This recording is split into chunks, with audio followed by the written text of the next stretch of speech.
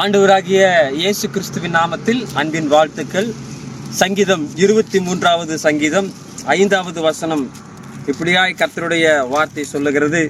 என் சத்துருக்களுக்கு முன்பாக நீர் எனக்கு ஒரு பந்தியை ஆயத்தப்படுத்தி என் தலையை எண்ணெயால் அபிஷேகம் பண்ணுகிறேன்.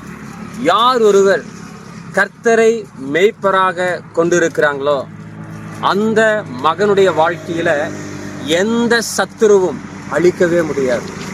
ஏன்னா கர்த்தர் மேய்ப்பரா இருக்கிறபடினால எந்த சத்துரு நம்மை அழிக்க வந்தாலும் அந்த சத்துருவை கர்த்தர் அதமாக்கி அந்த சத்துருவுக்கு மத்தியில உங்களை என்னையும் உயர்த்தி நம்முடைய தலையை எண்ணெயால் அபிஷேகம் பண்ணுகிறவராக இருக்கிறார். இதை கேட்டுக்கொண்டிருக்கிற அன்பான கர்த்தருடைய பிள்ளைகளே, உங்களுக்கு நிறைய சத்துருக்கள் இருக்கிறாங்க, எதிரிகள் இருக்கிறாங்க, போற பக்கம் எல்லாம் நமக்கு நிறைய எதிர்ப்புகள் இருக்குதுன்னு சொல்லி கலங்கிட்டு இருக்கீங்களா?